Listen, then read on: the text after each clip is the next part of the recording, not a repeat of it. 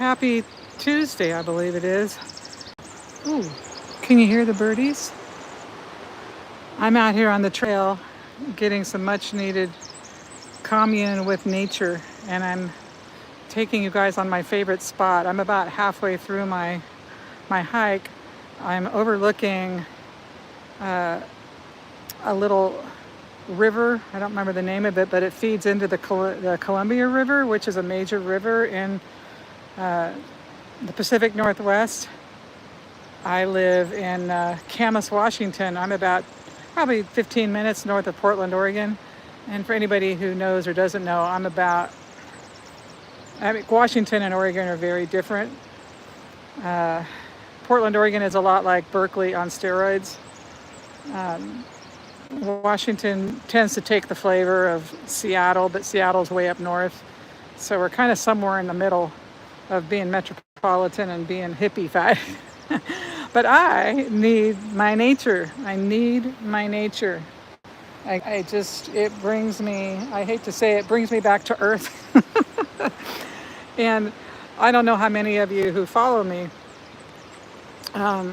do my kind of work for a living, but I'm a practitioner. I do readings and coaching and business development, all that stuff for people. Been doing it quite some time, and it's fantastic work that I love, and I'm gratified to do it. But it is taxing, you know. It's a lot to hear the struggle of folks, but it's wonderful to be there for them. But I need a certain amount of breaks and alone time so I can recalibrate to my own system, because I'm constantly calibrating to other people. Anyhow, right now I'm halfway up a hill right now. I don't know how much spirituality and psychic reading stuff I'm going to talk about right now. This is just personal. I'm just taking you with me on one of my favorite hikes, and like I said, I'm halfway through it. I'm halfway up a hill right now. I had to take a break. I'm sitting on a log. Okay, but I better get my ass up the hill, or I could be here for a while. So I'm going to start heavy breathing probably, because this is a steep little baby. Anyhow, whoops, here comes a mountain biker. Hey. Sorry. Hey. Yeah, a lot of the trails I take are single track that the bikers take. The hikers don't necessarily take them. And so I do encounter mountain bikers, unless you are one. You know, they're a certain breed of folks. But that's cool. I used to be one, but my body can't take the pounding anymore. So I adopted hiking instead. Oh, Jesus. Jesus. Come to Jesus. This is one hell of a hill, and that's the first time I've done it all season. Hello. Well, my thighs and my buttocks are going to really like me tomorrow. That's totally TMI, but I told you this is a personal journey today. This is not spiritual coaching and business coaching. I suppose if somebody asked me a question, I'd answer it if I see it. I have to put my glasses on, of course, because my eyes cannot read on a teeny tiny screen anymore. Okay, I'm making it up the hill. Jesus, and I have to quit saying Jesus. Holy Mother of Heaven. Okay, that's the first leg. See, and here, if you look at the ground, if you see that, I'll let you know the status of the forest being ready for hikers. So we're still transitioning from winter to spring. See, and here we get these ferns, and then we get these big giant freaking trees. Look how tall that is. And they're all over the place. I know in Japan they'd call this tree bathing. I haven't yet hugged a tree. I suppose I could. A lot of my shaman type friends, they'll talk about that, communing with the plants and the trees. You're supposed to walk around and say hello to everything. Hello. Hello. Yeah. I'm glad there's nobody around. All right, here we go again. So more of a look. I like to look at these footprints because see, there we go. Well, there's deer. But certain times of the year, especially After I've been watching too many outdoor bear and cougar stories, I can get freaked out. And I'm like, oh shit, I got to get out of the middle of the woods. Because do I know how to protect myself and not lose my shit if there's a bear? Oh boy, I'm going to get muddy. This one, there's no way I can get out of this. I have hiking boots on, by the way, so I'm prepared for the terrain. And you can hear me go squish, squish, perhaps. But God, look how beautiful this is. I feel like I'm out in the middle of nowhere. But I'm really no more than like 2 miles in, a mile and a half, 2 miles in. Okay. All right, now, holy crap. I'm going to show you a waterfall. I've already, oh God, bless it. Jesus Christ. Sorry for all you people who are sensitive to that expletive. Okay. I'm going to show you one of the coolest waterfalls. I've already been through one of them. Okay. I got to get up this hill though first. This is not me doing my business. This is just me taking you guys along for the ride. Okay, so I wonder if I can, oh yeah, because you see off in the distance there, that waterfall is about 250 feet long. And that's a place where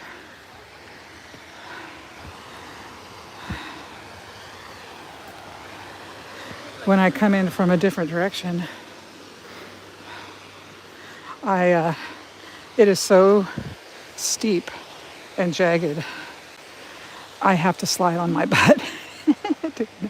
Okay, now I'm going straight up again. I don't know if you can tell from the video, but yeah. But I want to get up here and then give you kind of like a more panoramic view. It's just great to be in the forest. It just brings everything into perspective. The earth is bigger than we are. You know, we're inundated with news and drama, people trying to make us afraid. And then you get in the middle of the forest with these trees that have been here for like hundreds upon hundreds of years. Look at this bad boy. I can't even turn my camera up high enough. I mean, that sucker has got to be 400 or 500 years old.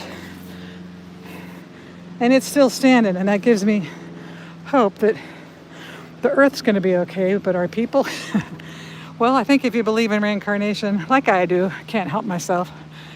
Too much things I've experienced, but oh God, I got about 500 yards more of this hill, and then I'll stop breathing like a desperate, depraved monster. Okay. And up here in the Pacific Northwest is where, oh hi, I see Sherry Berry. Hi Sherry. I'm glad you're enjoying it. I love it here. I can get a better picture of the falls from this angle. And there's multiple falls, but can you guys see it through the trees? Let me just, there it is. It's about 250 feet long. And I definitely have to slide on my butt when I go around that way. I'm not proud when it comes to am I going to face plant or not? No. The answer is no. I don't care if I come out of the forest with mud all over my butt. Okay, I know this is so TMI on so many levels. Okay. Neptune and Aries, what do you think of that? Oh, good question. Personally, I'm glad. I'm a Pisces, Sherry. So I'm sort of over it with so much. Well, someone rang on my phone, so it stopped the feed. I'm looking forward to the energy that I think will come with Neptune and Aries, because we've been going through so much push and pull energy this first part of the year, which I feel will continue through the middle of April, and then we'll have a smooth sailing. Thank God I'm at the top of this hill. Smooth sailing in May, but I think this Aries energy will give us all a boost.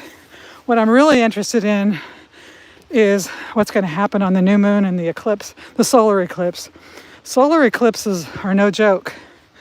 They're no freaking joke. And so, and then we have these Uranus, which is the planet of surprises, and not always good ones, but let's hope unexpected, let's say. So I'm kind of not concerned, but I am very curious to see what happens on the new moon and the solar eclipse on the 29th. And I think for me, not that stuff can just pop out of the sky, of course, but I'm just going to pan out for a minute so you can, oh Jesus, the camera didn't want me to do it that way. I'm just going to kind of do a 360. I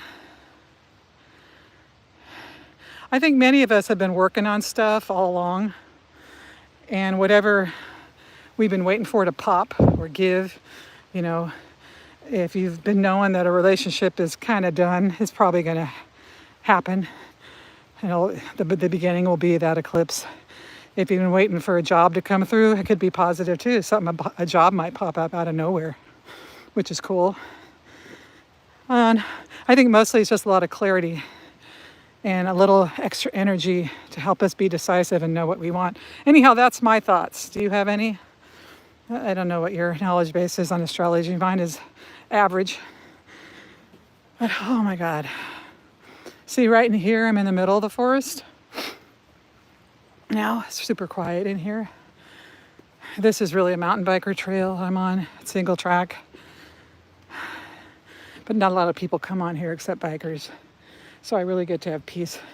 And there's a lot of good places for me to sit. So sometimes I'm just thinking, certainly in the summer, I'll be coming up here and making my videos. Not all this where I'm just talking about myself and how I'm enjoying my hike, but I'll probably do a lot of spiritual content up here because it's just so conducive to being grounded and to have the voices of the forest whispering in my ears. I'm just doing another 360. I mean, these trees are just unfreaking believable. And they're everywhere. I mean, I'm just, like, if it were raining right now, I wouldn't even be getting wet. That's how much foliage there is. And I don't know how many of you know this that watch this video, but the Twilight movies were made in Washington State. And because they look eerie, especially if you have eerie music going in the background. And they aren't, it's not creepy at all. And so some of my California friends, when they see me making a video in the forest, they're like, oh my God, I'm afraid there's going to be a dead body. And I'm like, Jesus. It's like it's the most natural thing ever. You know, the most. And hi, I don't know, Sam, if you're still here, hello. And Bird of Gods, hi.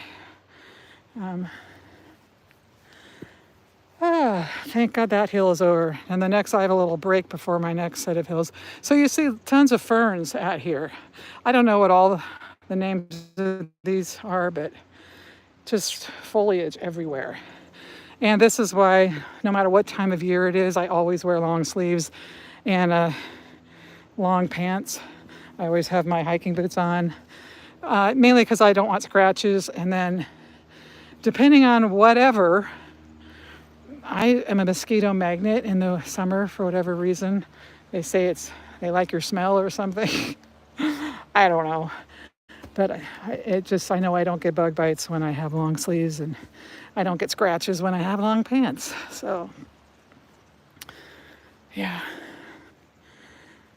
This is a happy part of the trail after you've come up the hills and you're sweating and you're tired. You just get to cruise on this little happy trail. All right. Got to go down a little bit here. What I'll be coming, this is an inlet. I'm heading now to like a main fire trail. And I'll follow that all the way back to the path that'll take me to my house. And that's the thing, that I can walk and go out my front door. I can make a right turn. And literally within 500 yards, if it is that much, I'm not that great with estimating, but not very far. It's not a quarter of a mile. I'm getting into the forest. It's pretty great. It spoiled me, but it's also made me so I don't explore as much of the beauty that exists in the PMW as that I might like to, because I have it right there. Are you in North? Oh, no, I used to be. I lived in the San Francisco Bay Area for 30 plus years. I have family up here. And I eventually just decided, I was coming up here twice a year for 20 years, right? And I kind of put it off for a long time because of the weather, because California is sunny most of the year. And you get used to that. But for all the reasons, I ended up coming up here in 2016, and I didn't think I was going to stay, but I'm here. So yeah, this is my home now, but I'm in Camas, Washington, which is about 15 miles north of Portland, Oregon. They're very close. So we're kind of a suburb of Portland, except Washington has a very different vibe and demeanor than Portland. I'm going to go sit over here on a log for a minute. Yeah, I mean, Washington really takes on the demeanor of Seattle, which is more metropolitan, and Portland is very more like Berkeley on steroids. Yeah, well, and it made it nice, Sherry, to come with, because I got family here, and my kids have cousins, and it's just that the Bay Area just gotten so ridiculously expensive and crowded, and the demeanor of it changed so much. When I was first growing up there and hanging out, it was like it was a creative mecca for musicians and artists, and really a music community and an artist community. And there's still a lot of that, but now it's like technology center. And that's creative in its own way, but very different. Anyhow, so I'm gonna get back on the trail.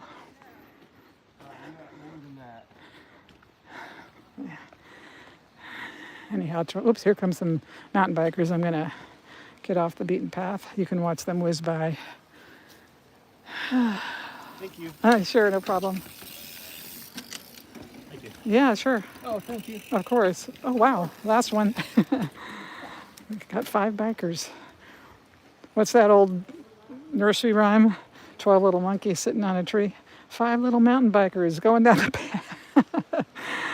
Oh my God. What's wrong with my mind? Oy. Yeah, and these lakes at Lacamas and Camas, and Lacamas and Round Lake that are here in the city of Camas, they all have these rivers that lead into the Columbia River, which is a main river in this whole area, which leads up to the Columbia Gorge, which is really known worldwide because, well, first of all, it's one of the most beautiful places on earth. You should Google it if you've never seen it, but unbelievable. People come from all over the world to windsurf there because it's a perfect wind tunnel, apparently. And when you go up there in the summer, you're just going to see hundreds of windsurfers because it's just the perfect combination of wind and beauty, and it's a community thing. So yeah, and the gorge is about 45 minutes north of where I am. So the Columbia River goes all the way up there and meets and merges with. So now I'm getting ready to get off this inlet onto the main wider fire trail, and I'll probably stop recording at that point because I might run into a lot more people, and I don't want to record people without their permission. And also they're like, who is that lady talking to? She's staring at her phone, having a conversation. Be in nature. I know. Anyhow, I appreciate you guys hanging out with me and stopping by. I'm not talking too much spirituality and readings and stuff this moment, but I just I was wanting to share where I am because this is YouTube, not TikTok, but I'm on World Talk on TikTok, and I have so many friends now. And I'm probably 20 different countries now that we're interacting, and they're constantly showing me where they live, but they're usually in a downtown city or something. And so this isn't a city. Maybe I'll do that one day. But just kind of wanted to show you guys and my World Talk friends where I am. One more little river here, or creek. There is a small, obscure YouTube channel called Somewhere Camping. They may have some ideas for places that you can hike. They've hiked all over that area. Oh, cool. Oh, I'm so glad you left San Fran. What a nice. By the way, where do you live? Where are you coming to me from? Oh boy. There we go. 3 little monkeys sitting on a tree. Okay. Let's see. I gotta get used to reading the comments on this. I don't really. What's called YouTube channel called Somewhere Camping.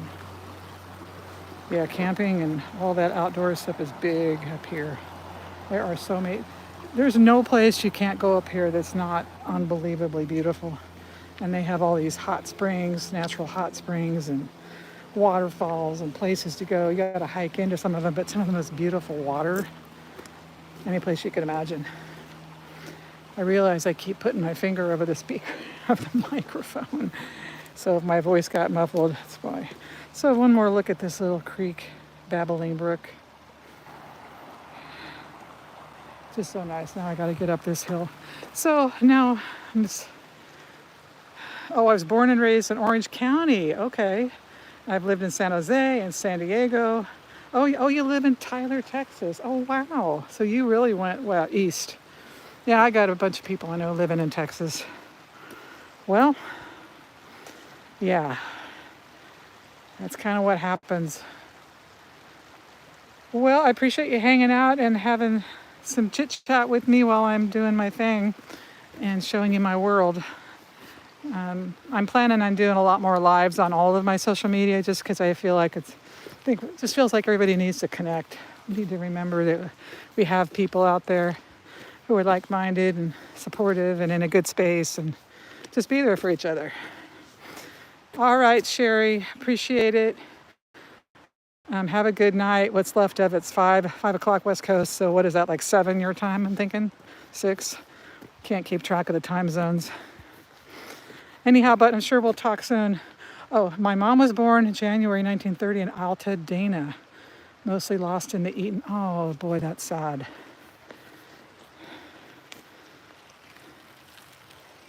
Yeah, I have known a lot of people who were impacted by that.